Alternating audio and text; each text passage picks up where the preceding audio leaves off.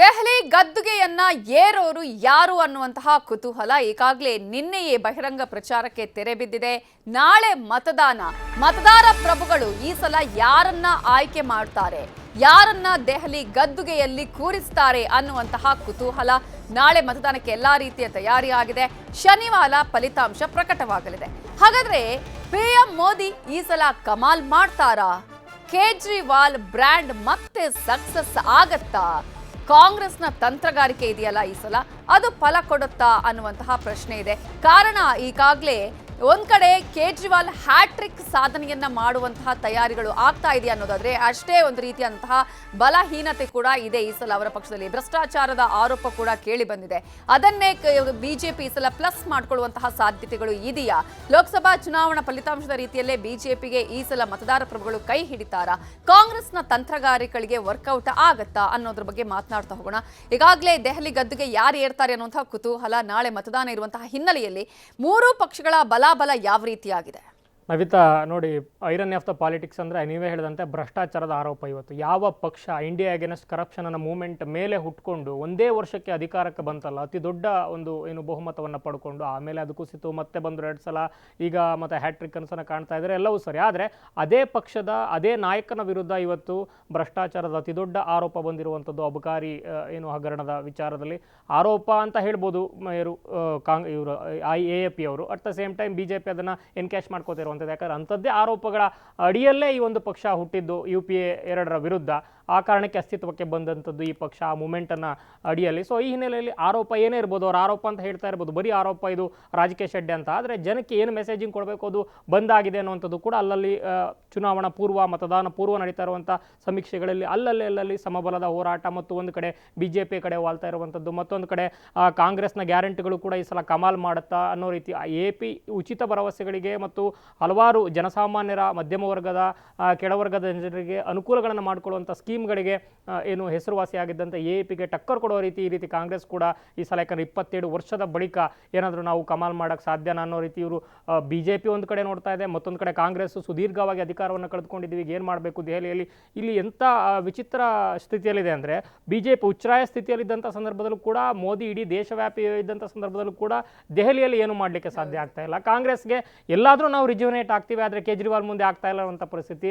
ಈ ಸಲ ನೋಡಿ, ಒಕ್ಕೂಟದ ಒಳಗಿದ್ದಂಥವ್ರು ಈಗ ಮತ್ತೆ ವಿಭಿನ್ನ ದಿಕ್ಕಲ್ಲಿ ಕೂತ್ಕೊಂಡು ಚುನಾವಣೆಯನ್ನು ಎದುರಿಸ್ತಾ ಇರುವಂಥದ್ದು. ಮೂರೂ ಪಕ್ಷಗಳು ಕೂಡ ಭರಪೂರ ಭರವಸೆಗಳನ್ನು, ಉಚಿತ ಗ್ಯಾರಂಟಿ ಯೋಜನೆಗಳನ್ನು ಅನೌನ್ಸ್ ಮಾಡಿವೆ. ಸೊ ಯಾರೇ ಗೆದ್ದರೂ ಜನರಿಗೆ ಒಂದಷ್ಟಂತೂ ಅನುಕೂಲ ಆಗುತ್ತೆ. ಆದರೆ ಯಾರು ಗೆಲ್ತಾರೆ ಅನ್ನುವಂಥದ್ದು ಕುತೂಹಲ. ಯಾಕಂದರೆ ಸುದೀರ್ಘವಾಗಿರುವಂಥ ಆಡಳಿತದಲ್ಲಿ ಆ್ಯಂಟಿ ಇನ್ಕಂಬೆನ್ಸಿ ಬರುತ್ತೆ, ಆಡಳಿತ ವಿರೋಧಿ ಅಲೆಯನ್ನು ಮೆಟ್ಟಿ ಯಾವ ರೀತಿ ನಿಲ್ತಾರೆ, ಅನ್ಪಾಪ್ಯುಲರ್ ಆಗಿದ್ದಾರೆ ಕೇಜ್ರಿವಾಲ್, ಮತ್ತು ಈಗಲೂ ಕೂಡ ಪಾಪ್ಯುಲಾರಿಟಿ ಉಳ್ಕೊಂಡಿದೆಯಾ ಮೋದಿ ಮತ್ತು BJPಯ ಬಲಾಢ್ಯ ಸಂಘಟನೆಯ ವಿರುದ್ಧ ಮತ್ತು ಕಾಂಗ್ರೆಸ್ನ ಹೊಸ ಅಟೆಂಪ್ಟ್ನ ವಿರುದ್ಧ ಅನ್ನುವಂಥ ಕುತೂಹಲಕ್ಕೆ ಉತ್ತರ ಸಿಗುವಂಥದ್ದು. ಮತ್ತು ಇಲ್ಲಿನ ಮಧ್ಯಮ ವರ್ಗವನ್ನು ಹೇಗೆ ಸೆಳೆದಿಟ್ಕೊಂಡಿದ್ರಲ್ಲ AAP ಮತ್ತು ಕೇಜ್ರಿವಾಲ್ ಅವರ ನಾಯಕತ್ವದ ಉಚಿತ ಭರವಸೆಗಳು ಮತ್ತು ಬೇರೆ ಬೇರೆ ಸ್ಕೀಮ್ಗಳು, ಮಧ್ಯಮ ವರ್ಗಗಳನ್ನು ತಲುಪುವಂಥ ಸ್ಕೀಮ್ಗಳ ಮೂಲಕ ಈ ಸಲ ಟ್ಯಾಕ್ಸ್ ಸ್ಲ್ಯಾಬನ್ನು ದೊಡ್ಡ ಮಟ್ಟದಲ್ಲಿ ವಿನಾಯಿತಿಯನ್ನು ಕೊಟ್ಟಿರೋದ್ರಿಂದ ಅದು ಕೂಡ ಅಲ್ಲಿನ ಒಂದು ಸ್ಯಾಲರಿಡ್ ಕ್ಲಾಸು, ವೋಟರ್ ಕ್ಲಾಸ್ ಮೇಲೆ ದೊಡ್ಡ ಇಂಪ್ಯಾಕ್ಟ್ ಆಗುತ್ತೆ. BJPಗೆ ಪ್ಲಸ್ ಆಗ್ಬೋದು. ಮತ್ತು ಆಪರೇಷನ್ BJP ಆಗಿದೆ, ಆಪರೇಷನ್ ಕಮಲ ಆಗಿದೆ ಅನ್ನುವಂಥದ್ದು. AAPಯಿಂದ ಒಂದಷ್ಟು ಟಿಕೆಟ್ ವಂಚಿತ 8 ಶಾಸಕರುಗಳು ಹೋಗಿರುವಂಥದ್ದು BJPಗೆ. ಮತ್ತು ಕಾಂಗ್ರೆಸ್ನ ಸಮಬಲದ ಹೋರಾಟ. ಇಷ್ಟು ಸಲ ಏನಾಗ್ತಾ ಇತ್ತು, ಲೋಕಸಭೆಯಲ್ಲಿ ಕಾಂಗ್ರೆಸ್ಗೆ ಮತ ಆಗ್ತಿದ್ದಂಥ ಮುಸ್ಲಿಮರು ಕೂಡ ವಿಧಾನಸಭೆಯಲ್ಲಿ ಕೇಜ್ರಿವಾಲ್ ಪರ ನಿಲ್ತಾ ಇದ್ರು.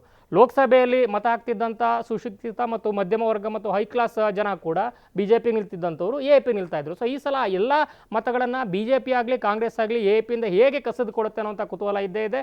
ಸೊ ಅಸ್ತಿತ್ವದ ಪ್ರಶ್ನೆ ಇರೋದ್ರಿಂದ ಅತಿ ದೊಡ್ಡ ಹೋರಾಟವನ್ನು ಮಾಡ್ತಾ ಇದ್ದಾರೆ. ಯಮುನೆಯ ವಿಚಾರ ಪ್ರಸ್ತಾಪ ಆಗಿದೆ, ಅವರ ಸರ್ಕಾರಿ ನಿವಾಸದ ನವೀಕರಣದ ವೆಚ್ಚ ದುಬಾರಿ ಅದೆಲ್ಲವೂ ಕೂಡ ಪ್ರಸ್ತಾಪ ಆಗಿದೆ, ದೆಹಲಿಯ ಟ್ಯಾಕ್ಸ್ ಪ್ರಸ್ತಾಪ ಆಗಿದೆ, ಉಚಿತ ಗ್ಯಾರಂಟಿಗಳು ಮೂರು ಪಕ್ಷಗಳಿಂದ ಪ್ರಸ್ತಾಪ ಆಗ್ತಾ ಇದೆ.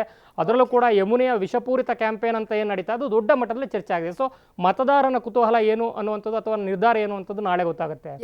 ಪಟೇಲ್, ಈಗ ನಾವು ಗಮನಿಸ್ತಾ ಇದ್ವಿ ಅಂದ್ರೆ ಕೇಜ್ರಿವಾಲ್ ಅವರು ಅಂದ್ರೆ ಈಗ ಅವರ ಪಕ್ಷದಿಂದ ಹೋದಂಥವ್ರು, ಜೈಲಿಗೆ ಹೋದಂಥವ್ರ ವಿಚಾರ ಅನುಕಂಪವಾಗಿ ಪರಿವರ್ತನೆ ಆಗುವಂತಹ ಸಾಧ್ಯತೆಗಳು. ಮತ್ತೊಂದು ಕಡೆ ಅಟ್ ದ ಸೇಮ್ ಟೈಮ್ ಈಗಾಗಲೇ ಅವರ ಪಕ್ಷದಲ್ಲಿ ಅಂದ್ರೆ ಏನು ಈ ಹಿಂದಿನ ಭರವಸೆಗಳನ್ನು ಕೊಟ್ಟಿದ್ರು ಅದು ಕೂಡ ಇನ್ನೂ ಈಡೇರಿಲ್ಲ ಅನ್ನುವಂಥದ್ದು.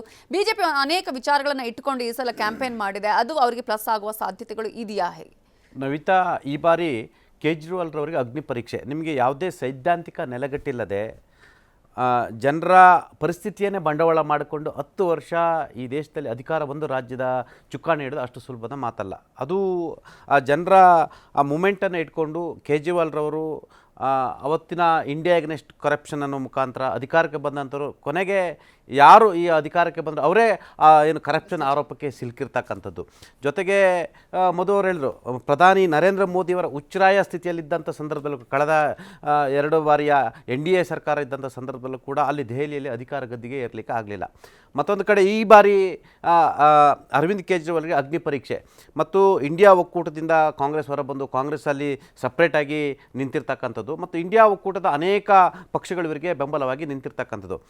ಬಹುಶಃ ಈ ಬಾರಿಯ ಬಜೆಟ್ ಕೂಡ ಎಲ್ಲ ಒಂದು ಕಡೆ BJPಗೆ ಮತ ಆಗುತ್ತೆ ಅಂತೇಳಿ ಲೆಕ್ಕಾಚಾರ ಇರ್ತಕ್ಕಂಥ. ಯಾಕಂತ ಹೇಳಿದ್ರೆ ನಿಮಗೆ ಅಲ್ಲಿ ಇನ್ಕಮ್ ಟ್ಯಾಕ್ಸ್ನ ಲೆಕ್ಕಾಚಾರವನ್ನು ಸ್ಲ್ಯಾಬ್ಗಳನ್ನ ಬದಲಾವಣೆ ಮಾಡಿರುವಂಥದ್ದು, ಇದು ದೆಹಲಿ ಚುನಾವಣೆಗಾಗಿ ಎಂಬ ಮಾತು ಕೂಡ ಕೇಳಿ ಬಂದಿರುವಂಥದ್ದು.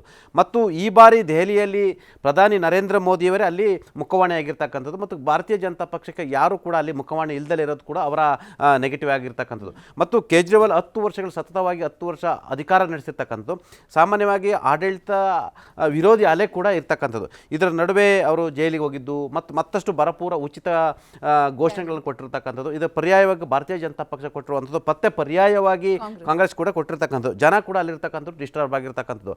ಮತ್ತು ದೆಹಲಿ ಆಡಳಿತ ವ್ಯವಸ್ಥೆಯನ್ನು ಗಮನಿಸಿದರೆ ನಿಮಗೆ ಈಗೂ ಕೂಡ ಒಂದು ರಾಜ್ಯವನ್ನು ರೂಲ್ ಮಾಡ್ಬೋದು ಅಂತೇಳಿ ಇಡೀ ದೇಶಕ್ಕೆ ಮಾದರಿ ಆದಂಥವ್ರು. ಇವತ್ತು ಕಾಂಗ್ರೆಸ್ ಗ್ಯಾರಂಟಿ ನನ್ನ ಕೊಡುಗೆ ಅಂತ ಹೇಳ್ತಿರುವಂಥದ್ದು, ಆದರೆ ಗ್ಯಾರಂಟಿ ಉಚಿತವನ್ನು ಕೊಡುವ ಮುಖಾಂತರ ದೇಶಾದ್ಯಂತ ಮತದಾರನ ಮನಸೆಳೆಯುವ ಮೊದಲ ಪ್ರಯತ್ನ ಮಾಡಿದಂಥವರು ಕೇಜ್ರಿವಾಲ್ ಮತ್ತು ಅದು ಸಕ್ಸಸ್ ಕೂಡ ಆಗಿರ್ತಕ್ಕಂಥದ್ದು. ಹಾಗಾಗಿ ಈಗ ಮತ್ತೆ ಜನರು ಕೇಜ್ರಿವಾಲ್ನ ಮತ್ತೆ ಗೆಲ್ಲಿಸ್ತಾರಾ? ಯಾಕಂತ ಹೇಳಿದ್ರೆ ಈಗಾಗಲೇ ಪ್ರಧಾನಿ ನರೇಂದ್ರ ಮೋದಿಯವರಿಗೆ ದೆಹಲಿ ಗೆಲುವು ಅನಿವಾರ್ಯ ಆಗಿರ್ತಕ್ಕಂಥ, ಅವರ ನಾಯಕತ್ವ ಇಮೇಜನ್ನು ಬಿಲ್ಡ್ ಮಾಡುವಂಥದ್ದು ಮತ್ತು ಅದು ರಾಷ್ಟ್ರೀಯ ಮಟ್ಟದಲ್ಲಿ ಮತ್ತು ಅಂತಾರಾಷ್ಟ್ರೀಯ ಮಟ್ಟದಲ್ಲೂ ಕೂಡ ಪ್ರಧಾನಿಯವರಿಗೆ ಇದು ಸವಾಲಾಗಿರ್ತಕ್ಕಂಥದ್ದು. ಯಾಕಂತ ಹೇಳಿದ್ರೆ ಅಲ್ಲಿ ಪ್ರಧಾನಿ ನರೇಂದ್ರ ಮೋದಿಯವರ ಹೆಸರಿನಲ್ಲಿ ಅಲ್ಲಿ ಮತವನ್ನು ಕೇಳ್ತಿರ್ತಕ್ಕಂಥದ್ದು. ಮತ್ತೊಂದು ಕಡೆ ಕಾಂಗ್ರೆಸ್ಗೂ ಕೂಡ 15 ವರ್ಷಗಳ ಕಾಲ ನಿರಂತರವಾಗಿ ಅಧಿಕಾರವನ್ನು ನಡೆಸಿದಂಥ ಶೀಲಾ ದೀಕ್ಷಿತ್ ಅವರು ನಿರಂತರವಾಗಿ ಮುಖ್ಯಮಂತ್ರಿ ಆದಂಥವರು ಇವತ್ತು ಕೂಡ ಅರವಿಂದ್ ಕೇಜ್ರಿವಾಲ್ ನುಂಗಲಾರದ ಬಿಸಿತುಪ್ಪವಾಗಿ ಪರಿಣಮಿಸಿರ್ತಕ್ಕಂಥದ್ದು. ಅಲ್ಲಿ ಈಗ ಲೋಕಸಭೆಯ ವಿಪಕ್ಷ ನಾಯಕ ಆಗಿರ್ತಕ್ಕಂಥ ರಾಹುಲ್ ಗಾಂಧಿಗೆ ತಾವು ಇರ್ತಕ್ಕಂಥ ಸ್ಥಳದಲ್ಲೇ ದೆಹಲಿಯಲ್ಲಿ ಒಂದಷ್ಟು ಸೀಟನ್ನು ಗೆಲ್ಲಬೇಕಾಗಿದೆ. ನಿಮಗೆ ಬೇಕಾಗಿರ್ತಕ್ಕಂಥದ್ದು 36 ಸ್ಥಾನಗಳು. ಸದ್ಯದ ಏನು ಸರ್ವೆಯ ಪ್ರಕಾರ 36ರಿಂದ 38 ಸೀಟುಗಳನ್ನ ಅರವಿಂದ್ ಕೇಜ್ರಿವಾಲ್ ತೆಗೆದುಕೊಳ್ಬೋದು ಅಂತ ಹೇಳ್ತಿರುವಂಥದ್ದು. ಮತ್ತು 8 ಜನ ಶಾಸಕರಿಗೆ ಟಿಕೆಟನ್ನು ಕೊಟ್ಟಿಲ್ಲ, ಅವ್ರನ್ನ ಭಾರತೀಯ ಜನತಾ ಪಕ್ಷ ಸೆಳೆದಿರ್ತಕ್ಕಂಥದ್ದು. ಮತ್ತು ಭಾರತೀಯ ಜನತಾ ಪಕ್ಷ ಈ ಬಾರಿ ಬಜೆಟ್ನ ಇನ್ಕಮ್ ಟ್ಯಾಕ್ಸ್ ಸ್ಲ್ಯಾಬ್ನಿಂದ ಅಲ್ಲಿರ್ತಕ್ಕಂಥ ಬಹಳಷ್ಟು ಜನ ದೇಶದ ಎಲ್ಲಾ ಕಡೆ ಜಾತಿ ಆಧಾರಿತವಾಗಿ ಚುನಾವಣೆ ನಡೆದ್ರೆ ಇಲ್ಲಿ ಮಾತ್ರ ಮಿಡಲ್ ಕ್ಲಾಸ್ ಮಧ್ಯಮ ಅಲ್ಲಿ ನಿಮಗೆ ಪ್ರಮುಖವಾಗಿ ಮೇಲ್ಮಧ್ಯಮ ಆಧಾರದಲ್ಲಿ ಚುನಾವಣೆ ನಡೆಯುತ್ತೆ. ಮೇಲ್ಮಧ್ಯಮ, ಮಧ್ಯಮ, ಕೆಳ ಮಧ್ಯಮ, ಬಡವ, ಅತಿ ಬಡವ ನಡುವೆ ಇಲ್ಲಿ ಚುನಾವಣೆ ನಡೀತಕ್ಕಂಥದ್ದು. ಹಾಗಾಗಿ ಕೇಜ್ರಿವಾಲ್ಗೆ ಇದು ಸವಾಲು. ಪ್ರಧಾನಿ ನರೇಂದ್ರ ಮೋದಿ ಕೂಡ ಅತಿ ದೊಡ್ಡ ಸವಾಲು. ಈ ಇಬ್ಬರ ಜಿದ್ದಾಜಿದ್ದಿಯಲ್ಲಿ ಜನ ಯಾರಿಗೆ ಒಲಿತಾರೆ ಅನ್ನೋದು ನೋಡಬೇಕಾಗಿದೆ. ಯಾಕಂತ ಹೇಳಿದ್ರೆ ಕಳೆದ 10 ವರ್ಷದಲ್ಲೂ ಕೂಡ BJP ಕೈ ಹಿಡಿದ್ರು, ಈ ಬಾರಿ ಏನು ಕೈ ಹಿಡಿದು ಅಂತ ಹೇಳಿದ್ರೆ ಅಲ್ಲಿ ಎಲ್ಲೊಂದು ಕಡೆ ದೆಹಲಿ ಜನ ಅರವಿಂದ್ ಕೇಜ್ರಿವಾಲ್ ಅವರ ಭ್ರಷ್ಟಾಚಾರವನ್ನು ವಿರೋಧ ಮಾಡಿದ್ರು. ಯಾಕಂದ್ರೆ ಯಾವ ಭ್ರಷ್ಟಾಚಾರದ ಹೆಸರಿನಲ್ಲಿ ಇವರು ಅಧಿಕಾರಕ್ಕೆ ಹಿಡಿದ್ರು, ಹಾಗಾಗಿ ಜನ ಒಪ್ಪಲ್ಲ ಅನ್ನೋದೊಂದು ಸ್ಪಷ್ಟ ಸಂದೇಶ.